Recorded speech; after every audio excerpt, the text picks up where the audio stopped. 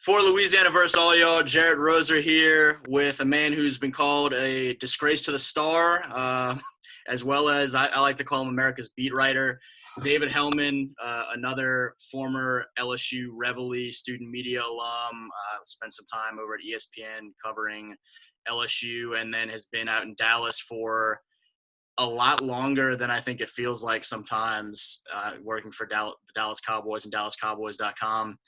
What's been up, man? 7 freaking years, buddy. Yeah, it doesn't really feel like that. Yeah, happy to be here with you. Happy to shoot the breeze with one of the guys that got me my start in journalism. So that's fun. I bet, like, with the amount of free time that we've had because of the quarantine and everything, I feel like I've reflected on that type of stuff a lot more than I would have, like, during, when you're, like, really grinding, going to work every day. Like, I've just, I've been introspective a lot more than usual, thinking about the good old days. Yeah, I would probably agree with that. Just as you mentioned, like, we have a lot more time than usual. It's been weird because I feel like I've been trying to do different things and I mean, including this YouTube channel itself and just have been able to stay pretty busy. And so I don't even know that I've talked to as many people as consistently as I'm used to when I'm in kind of a flow, but I've had more uncertainty in my life than ever before. And so there is a lot of introspection and nostalgia and all that. Well, the funny thing is, like, and I don't like to use the word fun because, like, obviously it's a pandemic, but, like, back in, like, March and April, this whole thing was, like, a lot more novel. You were like, Yeah. oh, like, I'll be at home for a few weeks and I can catch up on my Netflix and I'll do some in-home workouts and I can, like, FaceTime with my friends and this will be dope. And now it's August basically. And, like, I'm sick of all of that stuff. Like, I don't, I like to keep up with my friends and stuff, but, like, I'm over like the scheduled Zoom happy hours and the, House Party was like the big app back at the start of quarantine. Like, I don't ever use House Party anymore. I'm just sort of trying to get through it the best that I can at this point. Yeah, I've thought about that too because I still get the little notification so-and-so's in the house, and I haven't touched the app in months. I really only use it. My dad loves it because he can open it and, like, poke me or whatever and get my attention whenever he wants to. But he's pretty much the only person I know that still uses it. So yeah, I don't, one of these days I'll just uninstall it, I guess. Early on, Amos Morale, Benji Morale, Tyler Batiste, a bunch of us, Jonathan Brooks, we would have, like, game nights on Zoom where we had certain games that you could actually, like, Amos had them, but we could play them without actually physically being together. And so we were scheduling that, like, once a week or so.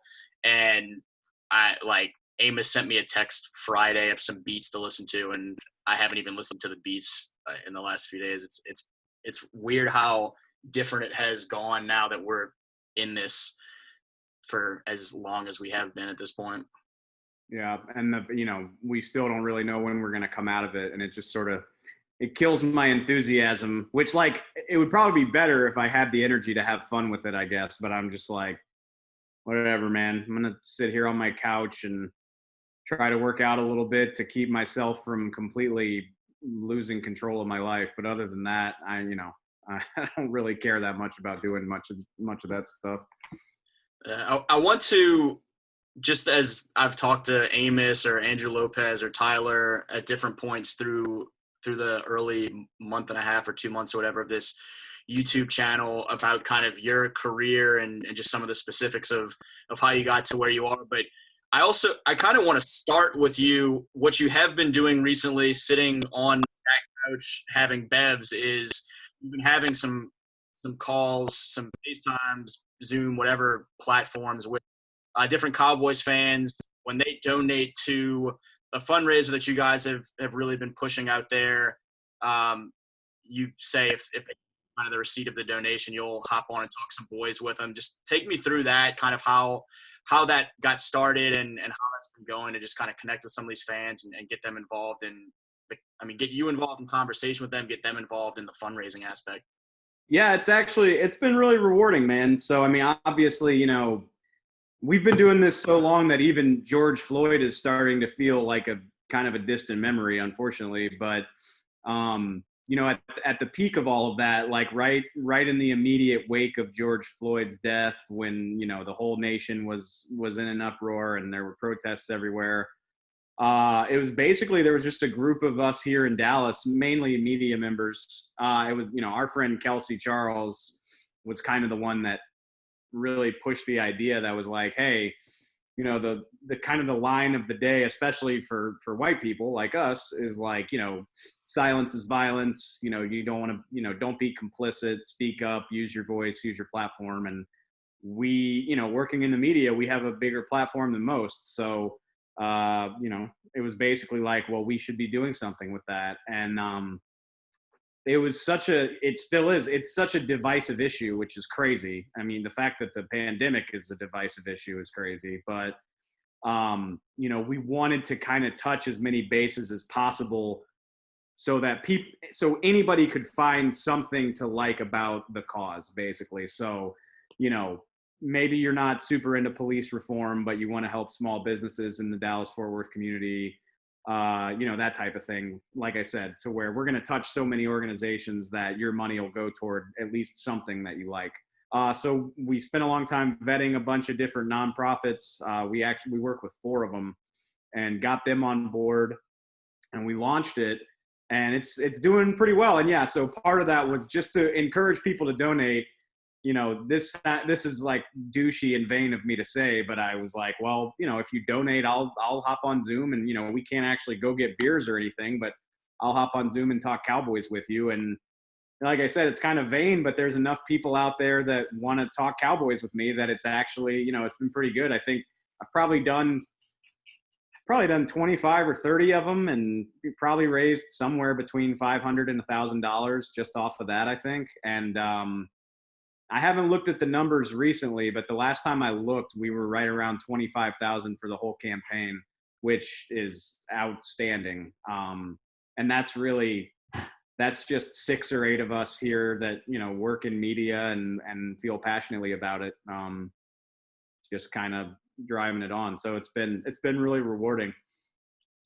How do you find the balance, I guess, in wanting to use your platform and your voice in some of those opportunities versus knowing that, as you mentioned, pretty much everything of any substance at this point is a divisive issue, regardless of how much we feel it shouldn't be at a given point, and knowing that you're going to catch a lot of backlash potentially for speaking out on certain causes, supporting certain causes. How do you kind of find a balance there? And do you ever run into any issues with your position work-wise where they kind of try to reel you in, or you have to be a little bit more quiet about something than you would otherwise? Yeah, I mean, it's interesting, especially working for the Cowboys. That's always, something you have to keep in the back of your mind. And, going back to what I was talking about at the start is, it's easy as a white dude to just sort of hang back and, you don't have to voice your opinion. And, at the end of the day, the vast majority of this stuff isn't going to affect you. And I have done that at different points in my career. And I think this was just a situation where, and I think, you kind of saw this around the entire country, it was, enough is enough type of deal, where you're like, this isn't an issue that has 2 justifiable sides. This is black and white, right and wrong. It's very easy to tell which part of this is right. And I think I basically was just like, screw this, man. Like, I don't want to have this on my conscience that I had the ability to say or do something and I didn't do it. And especially, obviously you and I both have a lot of black friends. We work in an industry where the vast majority of the people that we cover are black. Me personally, my boss is black, and I consider him a friend.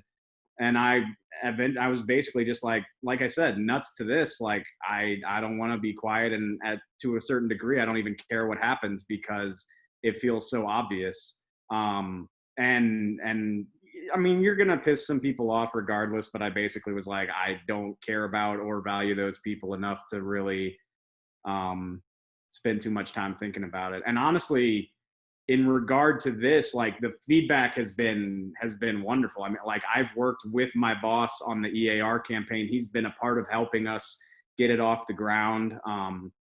I went to a protest for George Floyd with my boss back at the beginning of June, just as a way to show my support. So it's been really good. Having said that, you know, I try to ride the line where, like, you know, I think of this as like human rights and civil liberties issues. This isn't politics. And I try to keep it to that because, you know, I have very strong political convictions, but if you wade too far into that in a public forum, I think you lose people. And I'm not talking about, you know, I don't care if people don't like it, but you don't want them to tune you out as a reporter either. I mean, you don't want people to just write you off and not pay attention to you because you're too highly politicized. So whenever I voice my opinion, I try to keep it to broader, you know, like I said, like human rights, civil liberties, as opposed to really getting into the nitty gritty of politics. I think you can do both of those things at the same time if you're careful about it. Yeah, I thought it was really interesting whenever I left the Times-Picayune NOLA.com and people reacted like, oh shoot, like somebody took a muzzle off Jared because he's being way more vocal about things. And like I'll speak sometimes on political issues, but I feel like, to me, I've never considered myself all that political of a person so much as concerned about social aspects and human and civil rights and things like that. And so those are the areas that I too feel like that's where I kind of gravitate toward and feel like it's not so much a Republican Democrat thing. It's something that we should all be kind of speaking up about. Right. And you know, I don't have patience for people that try to turn that into a political issue. Like, it's not a political issue that the police shouldn't kill black people. That's just pretty straightforward. So I don't think of them the same way, I guess. And I mean, you know, if you get me in private and want to talk about the presidential election or any of that, I'll happily do that with you. But I think there's enough people speaking out publicly about that doesn't really need to be my fight, I guess. You mentioned just a great feedback for what you guys have done with E.A.R. DFW throughout your time there. And I kind of joked that you got called a disgrace to the Star, which that's kind of when that's when I started to realize how long you've been out in Dallas, because that was much earlier on in your time there. And then I was thinking to myself, it's crazy that feels like almost a decade ago. And then I realized it's getting close to almost a decade ago. But throughout your time there, you've been someone that I think that big, proud fan base has embraced a lot. And I think you guys do a great job of engaging with the fans in a lot of different ways. And so this is you using some of that platform to publicize the fundraising efforts is just kind of one piece of what that relationship you have with the fan base.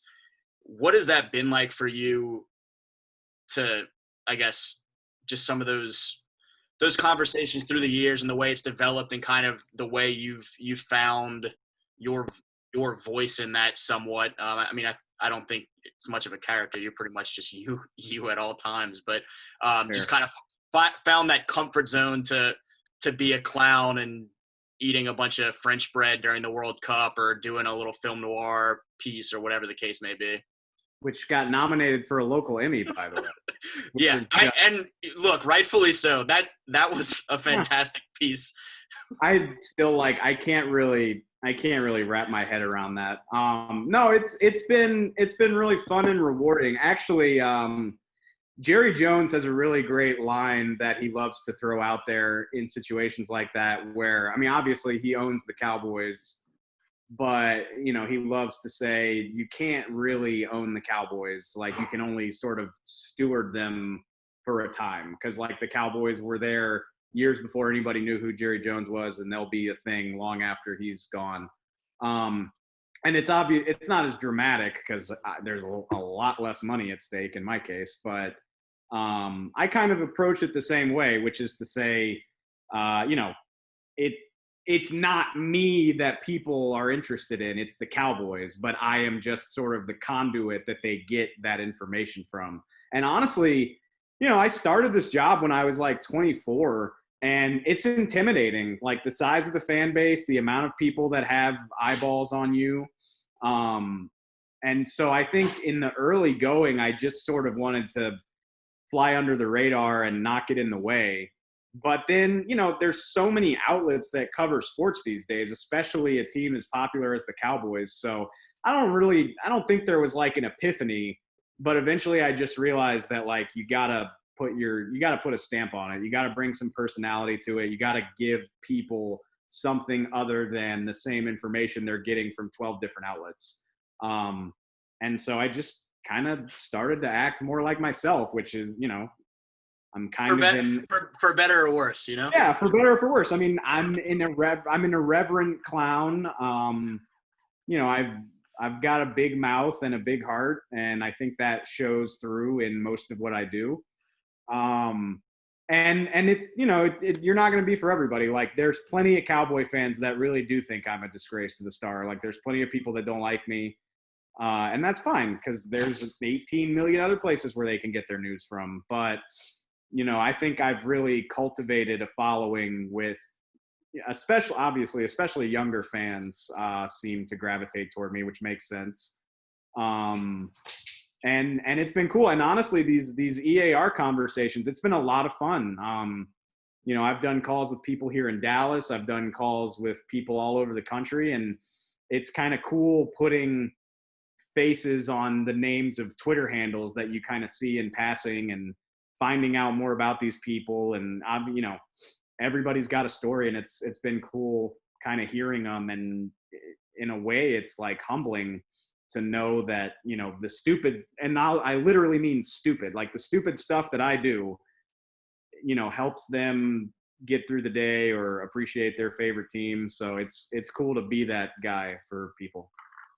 You might have just touched on it some with, I guess, your growing comfort level, or whenever that sort of epiphany of what you just mentioned in your role was. But we talked early on when you first moved out there, and I was kind of asking you about that kind of different role of we'd come from very traditional media training at, I mean, I think one of the better student newspapers in the country, and then you went to a role that works within the framework of an organization. So we talked about that some early on, but how is your perspective of that role as compared to an external third-party media outlet?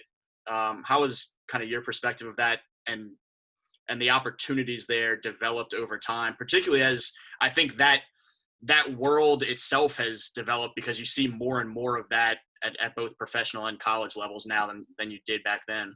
Oh yeah. I mean, it was still, I mean, you know, DallasCowboys.com has been around since like 1999. So like team owned media has been a thing for a while, but even when I took the job in 2013, it was not this widespread, widely acknowledged career path. At least I don't think it was. And now it really seems like it is. I mean, yeah, like you know, LSU, Cody Worsham does an amazing job over there as their in-house guy. And you know, that position didn't exist until like 2 or 3 years ago.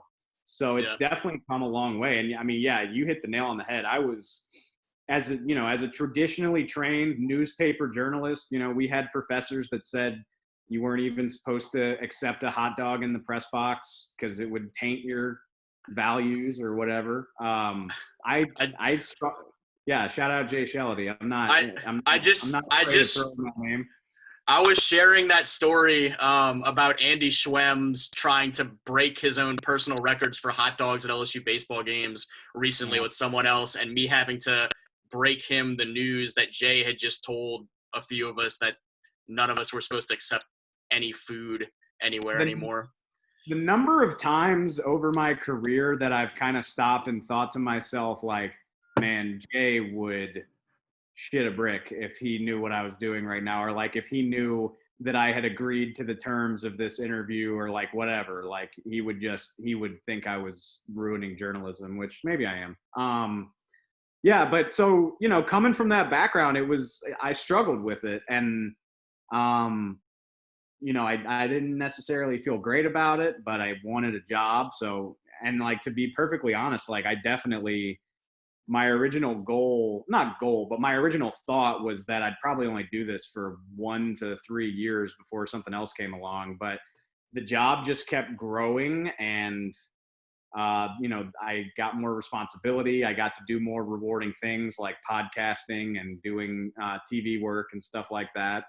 And, you kind of get a bigger platform and more people paying attention to you, which is always fun. And I think honestly, the biggest key is that to their credit, the Jones family has a very progressive attitude about what their in-house media does for them, because for the most part, I mean, we're still team employees, so there's always got to be a line, but for the most part, we have a lot of latitude to say how we feel. We're very critical. We're very honest. We're very opinionated. We bash the team when they deserve it. We praise them when they deserve it. And like I said, there's always going to be a line, but if you really follow our work, we're saying all the same stuff as most of the outlets that cover the team. And if we weren't allowed to do that, I don't think I would have made it this far, because I either would have gotten fired or I would have gotten sick of not really being allowed to have an opinion. And I'm not trying to like throw shade at other teams and how they approach it, but if you go look at some of the in-house media around the NFL or some of the other, sports leagues, and it's so boring because it's just the company line all the time.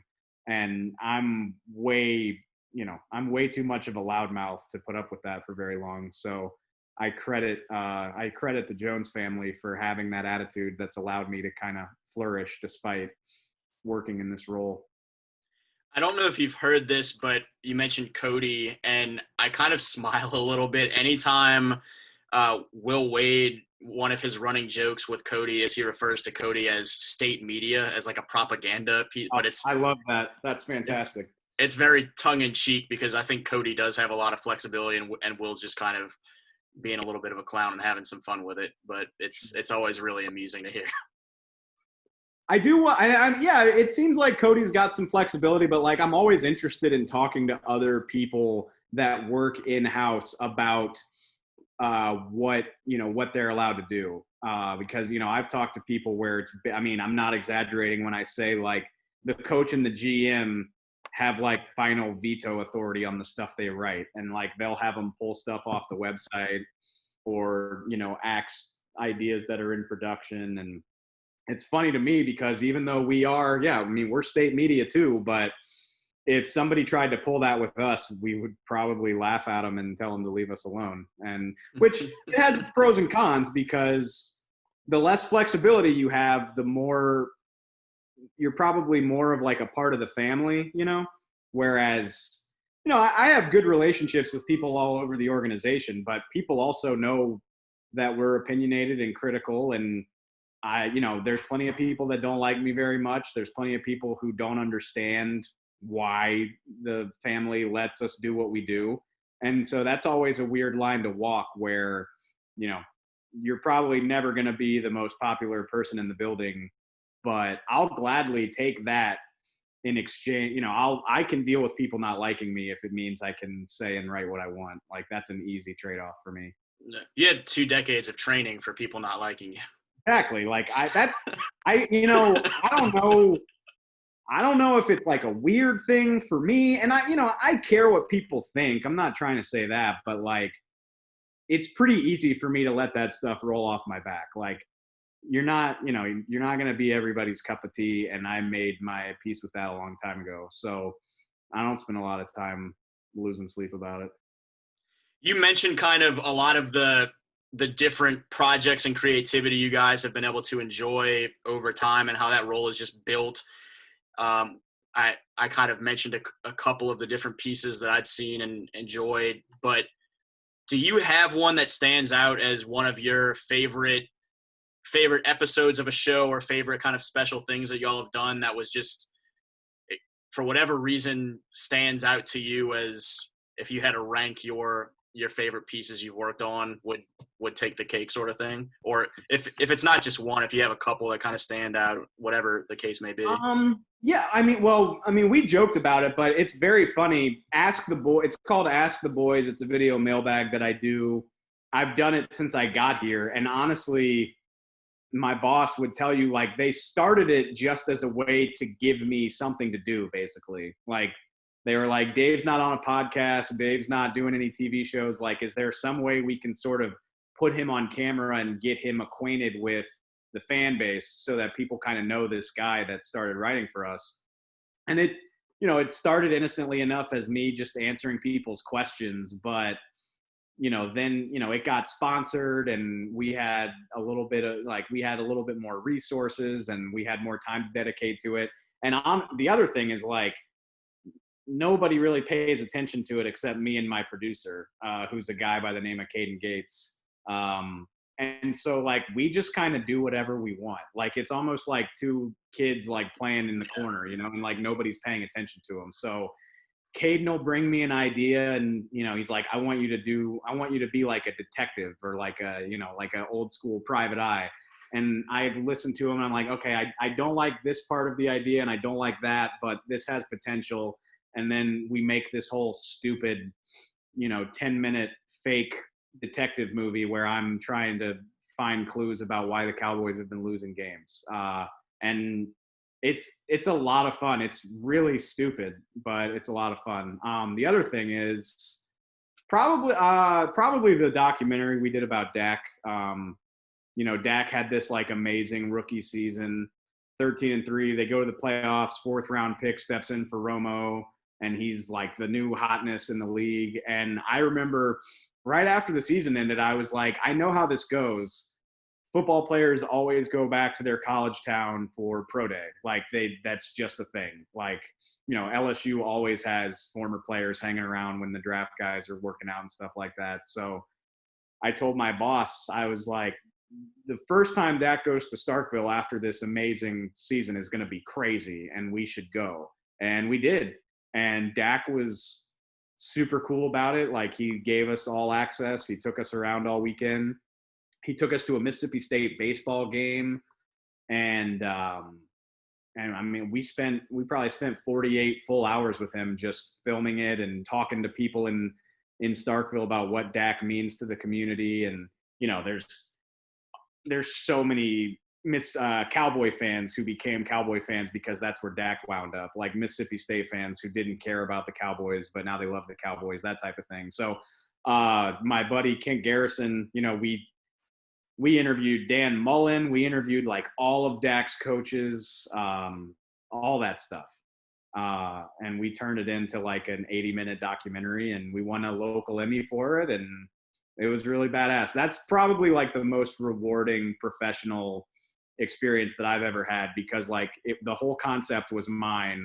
And then me and some of my closest friends on the staff, we kind of turned it all around together. So that was really cool. If you had told, whether you kind of slouching into the Reveille office at some point, or even when you were at ESPN and we were joking about who was going to be whose donut boy, and go pick up the morning, yeah, when we would joke about who was going to go pick up the next morning's donuts at the apartment complex, if you had told that Dave Helman, hey man, you're going to win an Emmy in a few years, what does that reaction look like? I mean, Jesus, dude, forget winning an Emmy, like, just even being in this position where I've made this work as long as I have. Like, I'm sure everybody who's ever been successful probably feels this way at one point or another, where, like, you're kind of like, one day somebody's going to wake up and realize that I'm not actually very good at this, like, everybody kind of feels, or maybe they don't, but I do. I feel that way. So like it's humbling, because, I would have guessed that I'd have been toiling away at, like, local newspapers covering high schools. Our buddy Johan Brooks, spent a year in Jackson, got laid off from that. Like, that's the typical sports writer experience. And I definitely don't think I'm much better than most of the people we went to school with. So the fact that it worked out so well for me is it blows my mind on a pretty routine basis. Yeah, whenever the coronavirus was really starting to ramp up initially in the United States, and I was talking to John Worrell, who I work with for the company that we work with on the international education side of things, and we were talking about what kind of the outlook was, and as I was trying to get a grasp on how to potentially react to whatever news may come, he he said, "Oh, I mean, like you've been laid off before, right?" And I was like, "No, I've never been laid off." And he's like, "You worked in newspapers?" I was like, "I know, man. I would show up to work a lot of days and just assume that like maybe I was laid off because that's kind of the way it went for a lot of people, but somehow had managed to dodge that fate for long enough. But that's kind of what you expect. But at the same time, I think you saying that you expect to wake up one day and be found out that you're not that good, I do think is probably, you're not alone in that regard, but there are probably a lot of more cocky, successful people that don't necessarily think that. Well, That just speaks to your personality a lot. I was gonna say, like, we've alluded, like, I'm a brash, like, loudmouth, irreverent kind of guy. So I think my only saving grace is that I try to be as humble as possible. Like if I was cocky on top of all of that, I don't think anybody would like me. So, it probably works in my favor that I don't always believe in myself. It's an amazing juxtaposition of loudness and self depreciation. Yeah. Oh yeah. That's like loud and self-deprecation. Like I'm either the loudest guy in the room or I just like hate myself and want to get away from everybody as quickly as possible. Like it fluctuates between those two things a lot. What is the what is the near future look like for you guys? Obviously, as we try and get towards some sports, there's so much uncertainty in so many ways, but for you guys trying to keep up with this and to plan some of this enjoyable and creative content around so much uncertainty, what do those conversations look like for you guys, and what's kind of the outlook on how to react to such a weird season brewing?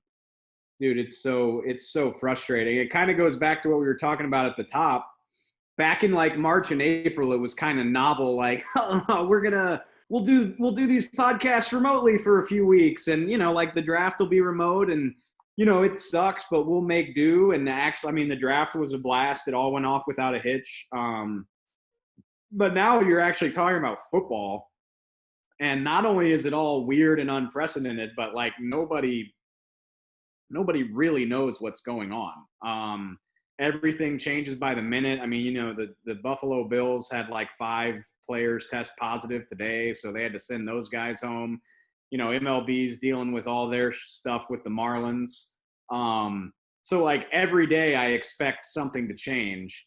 And every day I know, the people above me in the hierarchy are probably spending hours and hours on the phone trying to figure this stuff out. And they've broken it down into like a tier system where, tier 1 employees are like the doctors and the equipment trainers who need to be in contact with the players. And then everybody else, it kind of staggers. So like, as far as I understand it right now, I'm going to be allowed to watch practice from a distance when it finally does start, which won't be for like another 3 weeks, assuming we can even get to that point. And then, I don't think I'm going to have a face-to-face interaction with a Cowboys player all season from the sounds of it. It's all going to be done virtually. I don't think I'm going to travel. I have we've got to figure out I think during the course of a typical season, Cowboys media produces like 23 different TV shows, a week. Like that's just in a 1 week thing. So we do this all the time. And if we don't have the full use of our TV studios and our podcast studios, I have no idea what that's going to look like. I don't know if they're going to give us clearance to have press box seats at the stadium for home games. So yeah, I mean, it's a lot of stuff to figure out, and I feel like I don't know anything yet, which fortunately, the NFL is doing this ramp up period where, the players are all checking into camp, but like practice doesn't really start for almost another month. So we've got some time to figure it out, but it's hard not to be frustrated by just the staggering amount of unknowns right now. Yeah, it's I guess as we talked about the developing perspective on the coronavirus world that we live in now, I've talked a lot recently about there was a point early in this where, as somebody who has just kind of found ways to make as much money and utilize as much of my time as possible at all times, that the open-endedness and uncertainty was kind of nice by comparison to just grinding all the time. And then fast forward a couple months and the uncertainty is a lot more concerning now than it was to me individually in my own like small bubble world a couple months ago. That I completely agree with. Like like I keep saying, it was kind of a breath of fresh air to just take everything that you typically do and kind of turn it on its head. But now, like, I would kill for some structure in my life at this point. Like, Instagram memories and Snapchat memories are a real bitch at a time like this, because like if it was a regular year, I would be in Oxnard, California for training camp. And training camp is a freaking grind. Like, it's first world problems, because don't get me wrong, like I'm very lucky to be there, but you're working 6 days a week, 8 to 8, not like basically nonstop. And even, when the team takes a day off, like that's usually the busiest day of the week, because that's when the team signs players and cuts players and works players out and all that stuff. So like I would be working my ass off right now, but I would give anything to be doing that instead of, no offense, because this is fun, but like instead of sitting on my couch all day. I'm sick of it. Yeah, the past few months have been one memory after another of 7-on-7 championships, or like the LSU camps every year on the recruiting side, and then in between that, different festivals that like me, Daniel Hawks, Nick Brown, and Lauren Anselmo go to, or last year being in Italy for a month, or going to visit Tyler 2 years ago. So I didn't even. Yeah, so I mean, it goes without saying that you didn't get to go to Hangout Fest this year. That sucks. I haven't gone anywhere. I thought I was going to be. So whenever all this hit initially, I was thinking, okay, by some point in May, this will have subsided. Let me potentially jump on some cheap flights now for like a few months down the road, get them for a low price, and then be able to capitalize. And as it kind of continued to develop and you realize that it might drag on a little bit longer, I just held off. But at one point I thought, okay, I'll book some flights for the end of May and into June, and this will all be done by then. And then when that didn't happen, I was planning a giant road trip around Chicago, Pittsburgh, Boston, D.C., Indianapolis, a bunch of places for the back half of July, figuring, okay, like maybe I don't want to get on a plane just yet, but I can go drive some places. But now you're still not in a situation where they necessarily want Louisiana folks coming into their state.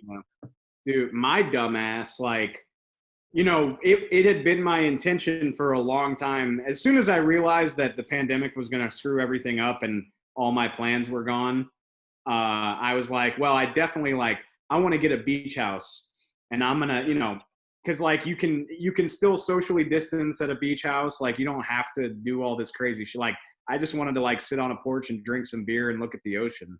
And in my dumb brain, I was like, well, it's a pandemic, so people aren't going on vacation. So like, I don't need to book that anytime soon. And even like, I probably started looking around Memorial Day, and not for Memorial Day, but I just started looking in late May, and like already every good beach property in the state of Texas is booked through like September, because people are so freaking sick of sitting on their couch that they went overboard with their vacations. So yeah, like I haven't gone anywhere. I try to hop around between friends that have pools, and that's pretty much as close to vacation as I'm going to get these days. Yeah, for sure. Well, hopefully we're back to some normalcy. We got the SEC announcement that they're going to try to get something started late September, and we'll kind of see how that goes. But how fun! I mean, I'm excited about that if it actually happens. Like it's almost like a round robin in the SEC. Like all the good teams are going to play each other. So that's something to look forward to. I hope they find a way to figure it out. Yeah, I think we're at a point where I would have been pleased to watch LSU just play like an all Louisiana schedule or do whatever. Like if anything that you put someone out on a football field on a Friday night or Saturday night or Sunday afternoon or whatever, I would have been excited to just see some progress toward that. Yeah. Oh yeah. Hey, there's Josie Labrador. Josie Labrador. Wow. Yeah. I mean, literally, you talk about being introspective. It blows my mind that we used to be neighbors, and it wasn't that long ago in the grand scheme of life, but it sure as hell feels like it. Yeah, I've lived in this apartment, I think, at this point, which obviously you moved to Dallas. I moved into a house for a while and then have now been in this apartment for, I think, the longest consecutively I've ever lived anywhere, like including childhood. I think this is the most I've ever lived in one place consecutively. You've been there since what? Probably like 2015? May of 2014. 14. Damn. Wow.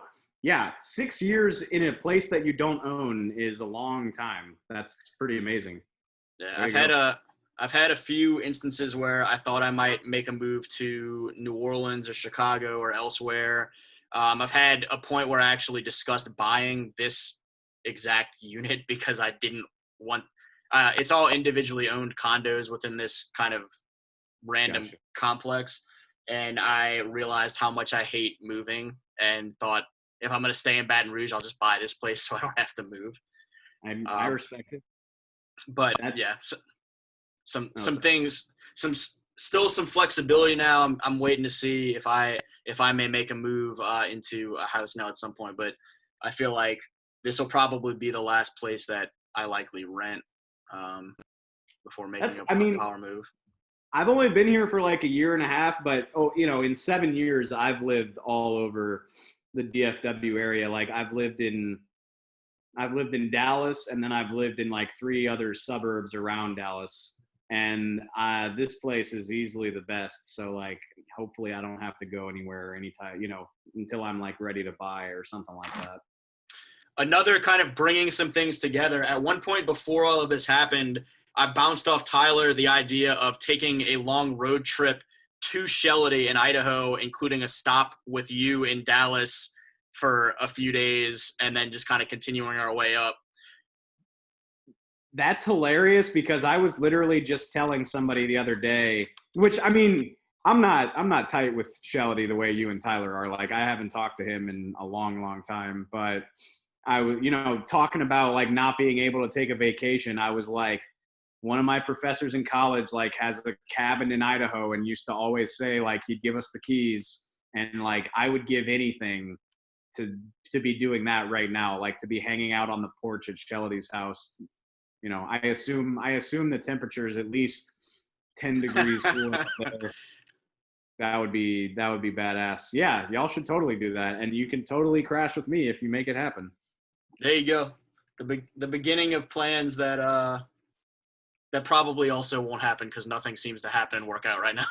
No, yeah, I know. It's a bummer.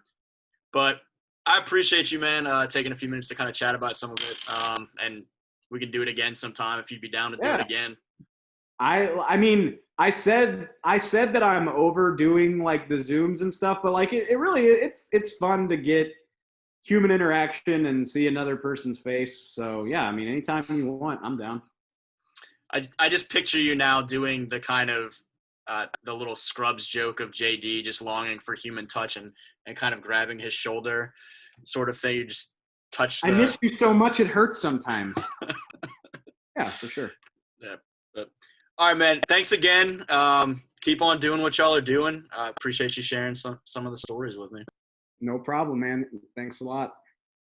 He's Dave Helman. He's America's beat writer for the Dallas Cowboys website, dallascowboys.com. For Louisiana versus all y'all, Jarrett Roser.